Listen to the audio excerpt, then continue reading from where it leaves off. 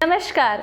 भीषण गर्मी से आप हो गए हैं परेशान और जाना चाहते हैं किसी हिल स्टेशन पर और समझ में नहीं आ रहा है कि कहाँ जाएं, तो आज हम आपके लिए एक बहुत अच्छा टूर प्लान लेके आ गए हैं। देहरादून, मसूरी, हरिद्वार और ऋषिकेश का एक साथ। इसके लिए आपको किसी ट्रैवल एजेंट की जरूरत नहीं है, कहीं पर आपको अधिक पैसे खर्च नहीं करने हैं।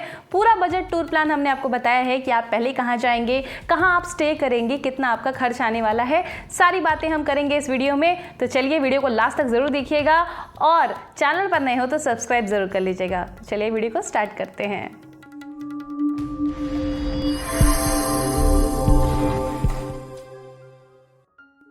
वैसे तो भारत के अंदर बहुत सारे ऐसे स्थान हैं, बहुत सारे राज्य हैं जहाँ पे आपको पहाड़ी जो है एरिया मिल जाता है घूमने के लिए। स्क्रीन पे देखिए, हमने आपको एक लिस्ट प्रोवाइड कर दी है कि आप कहाँ कहाँ जा सकते हैं गर्मियों में, कौन कौन से राज्यों में आपको पहाड़ी स्थान मिलेंगे घूमने के लिए। और इनमें से हमने चुन लिया है उत्तराखंड को। और उत्तराखंड में आपको जो बहुत ज़्यादा कन्वीनियंट, सस्ता, आपको अच्छा टूर प्लान मिलेगा, आज हम वो आपको लेके आ गए हैं। देहरादून, मसूरी, ऋषिकेश और हरिद्वार। जी हाँ, इन चारों को आप घूम पाएंगे बहुत ही आसानी से, सस्ते में। कहाँ कहाँ घूमने जाना है आपको, चलिए बात करते हैं। तो हमने आपके लिए एक ऐसी आइटनरी बनाई है, एक ऐसा टूर प्लान बनाया है जिसके माध्यम से आप सभी स्थानों को घूम पाएंगे और बहुत ही बजट में घूम पाएंगे। तो चलिए यात्रा शुरू करते हैं। जी हाँ, आपकी यात्रा स्टार्ट होगी मसूरी से। जी हाँ, मसूरी से हम शुरू करेंगे। पर आप देश के किसी भी राज्य से आ रहे हैं तो मसूरी जाने के लिए अगर ट्रेन से मान लेते हैं तो सीधी जो आपको ट्रेन मिलेगी वो देहरादून तक मिलेगी। तो सबसे पहले आपको देहरादून पहुंच जाना है। तो आप देहरादून उतर गए और मात्र 35 किलोमीटर की दूरी पर आपको मसूरी मिल जाता है। बाय रोड आप जाएंगे, 35 किलोमीटर की दूरी को तय करेंगे और मसूरी पहुंच जाएंगे। मसूरी में आप इन प्रमुख स्थानों को घूमेंगे, हम उनके बारे में बात कर लेते हैं। खूबसूरत मसूरी को एक्सप्लोर करने के लिए जो सबसे पहला आपका जो स्थान है जहां आप घूमने के लिए जाएंगे उसका नाम है भट्टा फॉल्स। भट्टा फॉल्स जो है, इसका नाम इसलिए पड़ा है क्योंकि भट्टा गांव के पास ये पड़ जाता है। बहुत ही खूबसूरत झरना है, आप इसको देख सकते हैं। यहाँ पर जो है इसको देखने के लिए कोई टिकट नहीं लगता है, पर इसी पर एक अम्यूजमेंट पार्क बना हुआ है जहाँ पे आप अलग अलग एडवेंचर एक्टिविटीज कर सकते हैं। बहुत ही सुंदर अम्यूजमेंट पार्क बना हुआ है। इस अम्यूजमेंट पार्क में जाने के लिए 50 रुपए की टिकट लगती है। भट्टा फॉल्स को देखने के लिए कोई टिकट नहीं लगती है। आप यहाँ पे कई सारी एडवेंचर एक्टिविटीज का मजा ले सकते हैं, जैसे कि आप जिप लाइन की एक्टिविटी होती है, यहाँ पे जिप लाइन कर सकते हैं, स्काई साइकिलिंग कर सकते हैं और साइड में भट्टा झील बनी हुई है। इस झील पे लोग बोटिंग ले जाते हैं, तो आप बोटिंग भी वहाँ पे कर सकते हैं। खूबसूरत जगह है, आपको यहाँ पे विजिट जरूर करना चाहिए। नेक्स्ट जो डेस्टिनेशन है हमारी, जो आप मसूरी में घूमने के लिए जाएंगे, वो है केम्प्टी फॉल्स। केम्प्टी फॉल्स लोगों में बहुत ज़्यादा प्रसिद्ध है। बहुत ही खूबसूरत झरना बना हुआ है। झरना इतना ब्यूटीफुल है कि आप उसे देखते रह जाएंगे। दूसरी चीज़, इस पर एक ओवर ब्रिज बना हुआ है। उस ब्रिज के पास खड़े होकर बहुत अच्छे से आप फोटोग्राफी वगैरह कर सकते हैं, सेल्फीज ले सकते हैं। बहुत ही सुंदर व्यू आपको यहाँ से दिखाई देता है। केम्प्टी फॉल्स से अब जब आगे जाएंगे तो आप जाएंगे मॉल रोड पिक्चर पैलेस के पास। पिक्चर पैलेस से आप जो है अपना रास्ता शुरू करेंगे। रास्ते में आपको खूबसूरत मार्केट देखने को मिलती है। ये लोगों में इतना प्रसिद्ध इसलिए है क्योंकि आपको यहाँ पे सब कुछ देखने को मिलता है, फूड से लेकर के अगर आप कपड़े खरीदना चाहते हैं, बहुत खूबसूरत खूबसूरत चीज़ें आपको रास्ते में देखने को मिलती हैं। आप अच्छी मार्केटिंग यहाँ कर सकते हैं। अब चूंकि सुबह से आपको जो है घूमते घूमते पूरा दिन बीत चुका है, तो आपको मसूरी में रुकना पड़ेगा। यदि आप मसूरी में सस्ते में रुकना चाहते हैं, आपके लिए हमने पहले ही अपने चैनल पे वीडियो क्रिएट करके डाला हुआ है, आप जाकर के उसको देख लीजिएगा। आपको आई बटन में लिंक मिल जाएगा और डिस्क्रिप्शन में भी हम लिंक दे देंगे। आपको वहाँ पे बहुत सस्ते रूम्स मिलेंगे। 200 रुपये से रूम शुरू हो जाता है दोस्तों, कहीं नहीं मिलेगा आपको। और बहुत ही अच्छी धर्मशालाओं की जानकारी मैंने दी है उस वीडियो में। वो धर्मशाला सिर्फ कहने के लिए है, आपको होटल से बढ़िया सुविधा प्राप्त होगी। तो ज़रूर से उन वीडियो को देख लीजिएगा, अपने रहने के लिए आपको अच्छी व्यवस्था प्राप्त हो जाएगी। पहले दिन में मसूरी में आपने 2-3 जगह घूम ली। अब सेकंड डे आपको मसूरी में जो है धनौल्टी के लिए जाना है। सेकंड डे आप उठ करके जो है धनौल्टी जा सकते हैं मसूरी में ही। बहुत ही खूबसूरत जगह है, आपको जरूर विजिट करना चाहिए। धनौल्टी मसूरी सेंटर से मात्र 32 किलोमीटर की दूरी पर पड़ता है। जब आप धनौल्टी पहुंचेंगे तो वहाँ पे जो सबसे पहला स्थान आप विजिट करेंगे वो है माँ सरकंडा देवी का मंदिर। ये एक शक्तिपीठ है, आपको यहाँ दर्शन जरूर करने चाहिए। माँ सरकंडा देवी के लिए आपको 1 किलोमीटर की पहाड़ की सीधी खड़ी यात्रा करनी होगी, या फिर आप जो है केबल कार के द्वारा भी जा सकते हैं। केबल कार के थ्रू आप 205 रुपये में आएंगे और जाएंगे, यानी आने जाने का आपका टिकट एक व्यक्ति का 205 रुपये पड़ता है। इस स्थान पर माता सती का जो है सिर गिरा था, तो इसकी वजह से ये एक शक्तिपीठ बना। माँ सरकुंडा देवी के मंदिर के पास जब आप खड़े होंगे तो आपको आसपास बर्फ जमी हुई पहाड़ियाँ दिखाई देंगी। बहुत ऊंचाई पर ये मंदिर है और वहाँ से आपको खूबसूरत नज़ारे देखने को मिलते हैं मसूरी के। सरकुंडा माता के दर्शन करने के बाद आप बढ़ जाएंगे आगे इको पार्क के लिए। आपके साथ अगर बच्चे हैं या आप खुद भी खूबसूरत नेचर भरे पार्क में जाना चाहते हैं जहाँ पे नेचर का एक्स्ट्रा एक्सपोजर आपको देखने को मिलता है, खूबसूरत नेचर देखने को मिलती है, तो आप इको पार्क जा सकते हैं। बच्चों के लिए यहाँ पे आपको झूले मिल जाते हैं। खूबसूरत पार्क है, आपको यहाँ पे ज़रूर से ज़रूर घूमने जाना चाहिए। इसके बाद आप जा सकते हैं मसूरी की एक और फेमस जगह जिसको कहते हैं मसूरी लेक। मसूरी लेक जो है कोई आर्टिफिशियल लेक बनी हुई है और वहाँ पर लोग बोटिंग के लिए जाते हैं। तो अगर आप शांति के लिए जा रहे हैं तो आप वहाँ पर जो है आराम से शांति में बोटिंग कर सकते हैं। उसके बाद आप जा सकते हैं हैप्पी हिल्स या दलाई हिल्स भी इसको कहते हैं। यहाँ पे एक जो है आपको बौद्ध मंदिर देखने को मिल जाता है। आप इस मंदिर पहुंचेंगे और थोड़ी सी और चढ़ाई करके ऊपर जाएंगे तो आपको खूबसूरत भगवान बुद्ध की एक प्रतिमा खुले आसमान के नीचे मेडिटेशन की मुद्रा में दिखाई देती है। आपको ध्यान मुद्रा में बुद्ध भगवान की प्रतिमा दिखाई देती है। इसी प्रकार इन जगहों को घूमने के बाद आप फिर से नाइट स्टे करेंगे, रात को मसूरी रुक जाएंगे और सुबह मसूरी से देहरादून के रास्ते पर निकल जाएंगे। मसूरी से देहरादून के रास्ते पर आपको एक बहुत ही प्रसिद्ध मंदिर मिलता है शिव जी का, जिसको बोलते हैं प्रकाशेश्वर महादेव जी का मंदिर। और ये मंदिर फेमस है अपने स्फटिक शिवलिंग के लिए।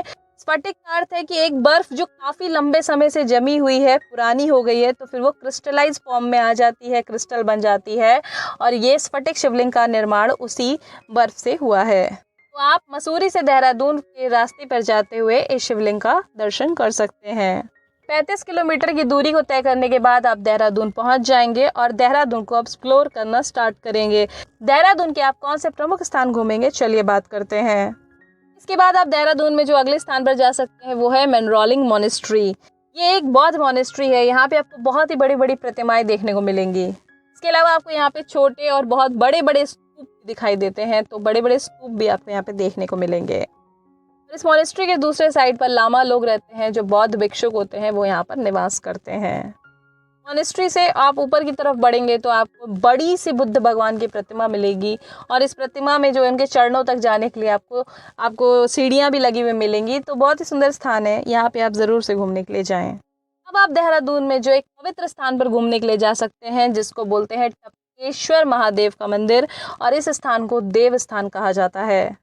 कहा जाता है कि यहाँ पर गुरु द्रोण ने जो है आराधना की थी शिव जी की और यहाँ पर उनको शिव जी के दर्शन प्राप्त हुए थे। तो अब आपके ट्रिप का चौथा दिन है और आप देहरादून से जा रहे हैं ऋषिकेश के लिए। ऋषिकेश में घूमने के लिए बहुत सारी खूबसूरत जगह है। सबसे ज़्यादा फेमस तो वहाँ की गंगा आरती है, पर आप वहाँ पर अगर एडवेंचर के शौकीन हैं तो शिवपुरी जा सकते हैं। शिवपुरी बहुत फेमस है अपनी एडवेंचर एक्टिविटीज़ के लिए। रिवर राफ्टिंग के रेट अलग अलग तरीके से आपको मिल जाते हैं। 9 किलोमीटर आप जाते हैं तो 400 रुपये में आपको रिवर राफ्टिंग करा देते हैं। 12 किलोमीटर के लिए 500 रुपये देने होते हैं और 16 किलोमीटर के लिए आपको 600 रुपये देने होते हैं। रिवर राफ्टिंग के अलावा आप यहाँ पे बंजी जंपिंग भी कर सकते हैं। आपको थ्रिल पार्क मिल जाता है शिवपुरी में, जहाँ पे बंजिंग जंपिंग की आपको सुविधा मिल जाती है। इसके अलावा ऋषिकेश में आप त्रिवेणी संगम पे जा सकते हैं। त्रिवेणी घाट पे जाकर के गंगा जी की आरती का पवित्र अनुभव आप ले सकते हैं। गंगा आरती देखने के लिए बहुत क्राउड इकट्ठा होता है। आप आधा एक घंटे पहले वहाँ पे पहुँच जाएं। 6 से 6:30 बजे के बीच आपको गंगा आरती मिल जाती है। यहीं पर आपको श्री रघुनाथ जी का मंदिर मिल जाता है। इस मंदिर को, रघुनाथ जी के मंदिर को बहुत ज़्यादा महत्व दिया जाता है क्योंकि जब रावण का वध करके राम जी वापस आए थे तो इस स्थान पर वो रुके थे। इसी मंदिर के प्रांगण में आपको एक कुंड दिखाई देता है जो जल से भरा हुआ है। इस कुंड में पहले ऋषियों ने आग प्रज्वलित की थी, बाद में उन्होंने इसमें जल का समावेश किया था और ये जल प्राकृतिक रूप से हमेशा यहाँ पर भरा रहता है। इसी वजह से इस जगह का नाम ऋषिकेश रखा गया है। इसके अलावा आप घूम सकते हैं राम झूला। राम झूले को नए झूले के नाम से भी जानते हैं। लक्ष्मण झूला के बाद इसे बनाया गया है, इसलिए इसको नया झूला बोलते हैं। अब आप जो है 5वें दिन, अपनी ट्रिप का 5वें दिन पर हैं और 5वें दिन आप ऋषिकेश से हरिद्वार की ओर बढ़ेंगे। हरिद्वार पहुंच जाएंगे और हरिद्वार पहुंचकर आपको आराम करना होगा, आपको रूम बुक करना होगा। तो हरिद्वार में अगर आपको सस्ती और अच्छी रहने की जगह चाहिए तो इसके लिए हमने एक वीडियो अपने चैनल पे पहले ही बना के डाल दिया है। आई बटन पे आपको लिंक मिल जाएगा, डिस्क्रिप्शन में भी हम आपको लिंक दे देंगे। आप जा करके इस वीडियो को देख लीजिएगा। आपके हरिद्वार में रहने की बहुत ही सस्ती और अच्छी व्यवस्था हो जाएगी। हरिद्वार में जो सबसे पवित्र स्थान है वो है हर की पौड़ी, जिसके आपको दर्शन करने सबसे पहले जाने होंगे। मान्यता है कि हर की पौड़ी में स्नान करने से व्यक्ति को मोक्ष की प्राप्ति होती है, क्योंकि यहाँ पर जब समुद्र मंथन हुआ था तो धन्वंतरी जी जो अमृत कलश लेकर के निकले थे, तो वहाँ पर अमृत कलश से थोड़ी 2-3 बूंदें अमृत की इसमें छलक कर गिर गई थी और जिसकी वजह से यहाँ का जल अमृत माना जाता है। इसके अलावा आपको हर की पौड़ी घाट पे ही गंगा माता का प्राचीन मंदिर देखने को मिल जाता है, तो वहाँ पे आप दर्शन कर सकते हैं। हर की पौड़ी पे ही आपको घंटाघर के भी जो है दर्शन हो जाएंगे, घंटाघर देखने को मिलेगा। और शाम की गंगा आरती जो है यहाँ की बहुत ज़्यादा प्रसिद्ध है। लोग बहुत दूर दूर से आते हैं और गंगा आरती को जो है देख करके एक अलग अनुभव प्राप्त करते हैं। इसके अलावा आप हरिद्वार में कनखल जा सकते हैं। कनखल में आपको एक ऐतिहासिक मंदिर मिलता है जिसको दक्षेश्वर महादेव का मंदिर कहा जाता है। मान्यता के अनुसार ये वही मंदिर है जहां राजा दक्ष ने यज्ञ का आयोजन किया और शिव जी को नहीं बुलाया, और वहां पे जो कुंड बना हुआ है वहां पे सती माता ने अपना देह त्याग कर दिया था, अपने आप को अग्नि में दाह कर दिया था। इसके अलावा आप हरिद्वार में मनसा देवी के मंदिर जा सकते हैं, ये भी एक सिद्ध पीठ है। इसके अलावा आपको मायापुरी मंदिर मिल जाएगा और ये बहुत ही ज़्यादा प्राचीन मंदिर है। पहले हरिद्वार को मायापुरी के नाम से ही जाना जाता था और ये उस समय से मंदिर स्थापित है। इसके अलावा आप भारत माता मंदिर के दर्शन करने जा सकते हैं हरिद्वार में। ये एक 7 मंजिल मंदिर है, बहुत ही खूबसूरत मंदिर है, यहाँ पे भी आप दर्शन कर सकते हैं। इसके अलावा आप हरिद्वार में कांच का मंदिर घूमने जा सकते हैं। जी हाँ, इसका नाम है पावन धाम मंदिर और यहाँ पे आपको कांच की बहुत अच्छी अच्छी कलाकृतियाँ बनी हुई दिखाई देंगी, तो यहाँ पे आप दर्शन के लिए जा सकते हैं। कांच का मंदिर घूमने के बाद आप सप्तऋषि आश्रम भी जा सकते हैं। सप्तऋषि यहाँ पर मुनियों की झोपड़ियाँ बनी हुई हैं। यहाँ पे जब सप्तऋषि तपस्या कर रहे थे तो यहाँ पर वो मंदिर स्थापित किया गया है जहाँ पर वो निवास करते थे। इसी प्रकार 5 दिन में आपकी ये पूरी यात्रा कंप्लीट हो जाती है। आप हरिद्वार से अपने घर की ओर वापस जा सकते हैं। हरिद्वार रेलवे स्टेशन से आपको सीधी ट्रेनें भी मिलेंगी और ब्रेक में भी ट्रेनें मिल जाएंगी, तो आप हरिद्वार रेलवे स्टेशन से अपने घर के लिए वापस जा सकते हैं। आपका ये ट्रिप बहुत अच्छा सा पूरा प्लान इसी प्रकार से अगर आप करते हैं तो बहुत ही सस्ते में आपका ये ट्रिप कंप्लीट हो जाएगा।